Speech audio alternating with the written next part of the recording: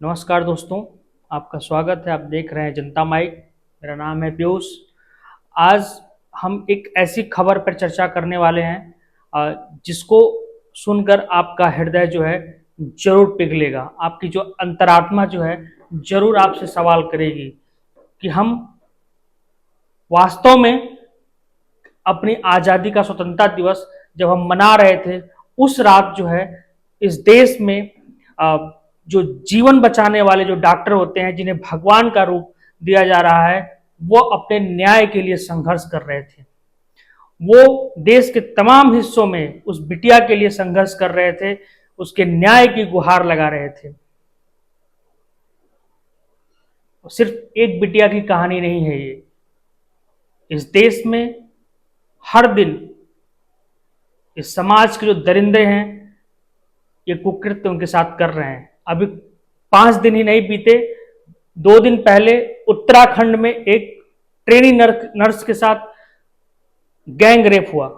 बिहार में छोटी सी बच्ची थी मुजफ्फरनगर में, वहां पर उसके साथ कुकृत्य किया गया। आए दिन हर दिन ये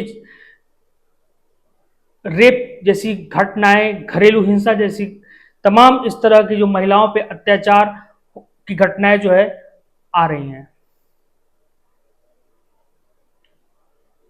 इन सबसे कैसे निपटा जाए? एक पिता जब ऑफिस में बैठा होता हो और न्यूज चैनल ऑन करता है और देखता है कि बलात्कार जैसी घटनाएं हेडलाइन बन के ब्रेकिंग न्यूज में होती हैं, तो उसका कलेजा जो है उसका कांप जाता है। वो घर पे अपनी बिटिया या स्कूल में अपनी बिटिया या एक भाई को अपनी बहन की चिंता सताने लगती होगी कि उसकी बिटिया किस हाल में होगी। एक बच्ची जो है ऑफिस से लौटते समय कैब बुक करती है तो अपने घर वालों को गाड़ी का नंबर, लोकेशन सेंड करती है।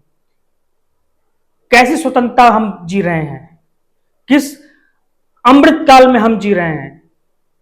किधर हमारा यह समाज जा रहा है?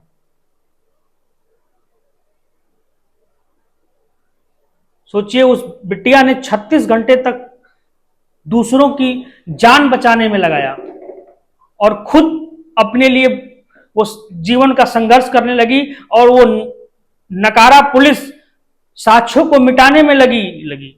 उस सरकार से सवाल जब लोगों ने किया तो कही कि मैं भी जांच को सहयोग करूंगी, और सुप्रीम हाई कोर्ट ने जब लताड़ लगाया तो जांच जो है सीबीआई को दी गई। हम राजनीति में कितने अंधे होते चले जा रहे हैं? एक बड़ा प्रश्न है। राजनीति की भी एक सीमा होनी चाहिए। बहन बेटियों के साथ कुकृत्य किया जा रहा है, सड़क पे नोची जा रही हैं, उनके साथ इस तरह की घटनाएं हो रही हैं, और सरकारें जो है राजनीति कर रही हैं, साक्ष्य को छिपाया जा रहा है। एक बड़ा प्रश्न है। जब कुछ वरिष्ठ पत्रकार सरकार से सवाल करने लगे तो उन्हें ब्लॉक करने लगे लोग।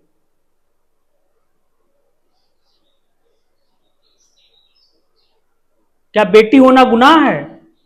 आज के समय में एक पिता ही इस दर्द को समझ सकता है।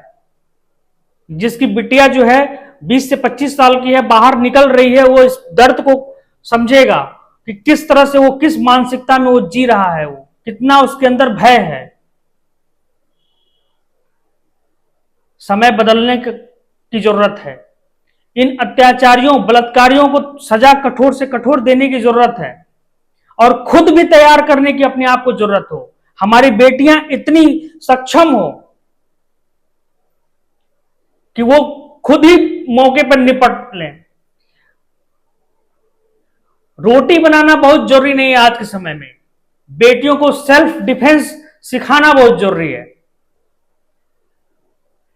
हम मोदी सरकार से यह निवेदन करना चाहते हैं कि जैसे हर शिक्षा दी जाती है, प्राइमरी एजुकेशन से लेकर 10+2 तक, उसमें जो है सेल्फ डिफेंस के कुछ जूडो, कराटे, कुछ सेल्फ डिफेंस के तरीका जो है बच्चियों के लिए अनिवार्य किया जाए, ताकि वो अपनी सुरक्षा के लिए वो किसी पर निर्भर न रहे।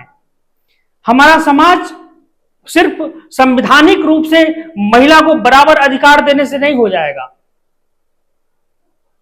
हमारे मां बाप भी बहुत बड़े दोषी हैं। एक 20 साल की लड़की जब बाजार के लिए निकलती है तो उसके साथ 6 साल का बच्चा लगा दिया जाता है कि वो सुरक्षित है। मां बाप तो वहीं से भेदभाव करना शुरू कर देते हैं। उसके जन्म से ही उस बिटिया के साथ भेदभाव होना शुरू हो जाता है। जब बिटिया पैदा होती है तो उसे गुड़िया दिया जाता है खेलने के लिए, और जब बेटा पैदा होता है तो उसे खेलने के लिए पिस्तौल दिया जाता है। तो मां बाप भी तो दोषी हैं, उसे यह चीज का एहसास दिला देते हैं कि तुम कमजोर हो। उसे बराबरी का हक तो वहीं मार दिया जाता है। सिर्फ कानून बनाने से और संवैधानिक रूप से बराबर का दर्जा देने से इस देश में अपराध नहीं रुकेंगे। हत्या, बलात्कार और घरेलू हिंसा के मामले तभी रुकेंगे जब बेटियां हमारी सशक्त और मजबूत होंगी, वो सेल्फ डिफेंस के रूप से मजबूत होंगी। हमारी सरकार से गुजारिश है, अगर यह वीडियो मेरी सरकार तक पहुंच जाए तो जैसे एजुकेशन जरूरी है, उस एजुकेशन में एक पीरियड जो है 20 मिनट का या 25 मिनट का जो है हफ्ते में 3 दिन जो है बच्चियों के लिए अनिवार्य किया जाए कि वो कम से कम 10+2 तक वो सेल्फ डिफेंस के कुछ तरीके जाए कि वो एक दो लोगों को संभाल सकें। उसमें सिर्फ टेक्निक होता है, उसमें कोई शारीरिक बल की जरूरत नहीं होती है। कुछ उनको ऐसी टेक्निक सिखाया जाए उन बच्चियों को कि आने वाले समय में वो इस तरह के जघन्य अपराध करने वाले लोगों को नोच सके, वो खुद उनके ऊपर हावी करें। अगर कोई तिरछा देखे तो उसकी वो आंखें निकालने में वो सक्षम रहे। इस तरह की उनको ट्रेनिंग दी जाए।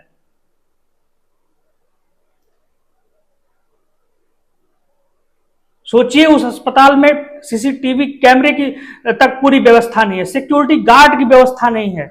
अभी डॉक्टरों का मैं न्यूज देख रहा था, उसमें बहुत सारे डॉक्टर प्रोटेस्ट कर रहे थे, जिसमें ये बात कर रहे थे कि बहुत सारे अस्पतालों में तो उन्हें सुरक्षा का भय लगा रहता है, क्योंकि वो रात के समय अकेले रहते हैं। उनके जहां उनको फ्रेश होने की व्यवस्था नहीं अच्छी खासी रहती है, वहां कोई सीसीटीवी का कोई व्यवस्था नहीं रहती है, फिर भी वो दूसरे को जीवन बचाने के लिए वो 24 घंटे 48 घंटे लगातार वो शिफ्ट करते रहते हैं। कभी कभी तो आईसीयू के बेड पे नीचे वो मैंने सोते खुद देखा उन डॉक्टरों के संघर्ष को। इस देश के डॉक्टर ना होते तो सामान्य लोग तो वैसे ही मर जाते। बहुत सारे लोग तो छोटी छोटी बीमारियों में मर जाते। तो सिर्फ डॉक्टर का सवाल नहीं है, मुझे हर एक बेटी की चिंता है, हर एक बहन की चिंता है। तो इस सरकार से मेरी गुजारिश है कि शिक्षण संस्थान में हर स्कूल में एक ऐसे टीचर, एक ऐसे व्यक्ति जो होता है जो जूडो कराटे में एक्सपर्ट हो, उसकी नियुक्ति किया जाए। वो व्यक्ति जो है पूरे स्कूल को, जितनी बच्चियां हैं सबको ट्रेन करे कि सेल्फ डिफेंस करे। सिर्फ बलात्कार में नहीं, घरेलू हिंसा में भी बहुत काम आएगा। हमारी बेटियां तभी सशक्त बनेंगी और तभी इनका जवाब देंगी। सिर्फ कानून बनाने से ये बात नहीं आएगी। बेटियों को बराबरी का अधिकार सबसे पहले मां बाप दें।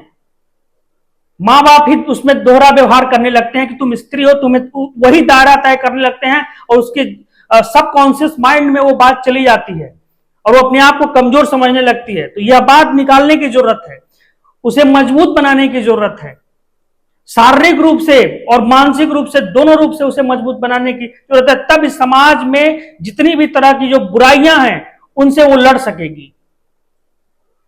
माफ करिएगा, थोड़ी शब्दों की इसमें मर्यादा मैंने हो सकता है उसमें हम क्षमा चाहते हैं। कैसी लगी आपको ये हमारी बातें, आप कमेंट बॉक्स में जरूर बताएं।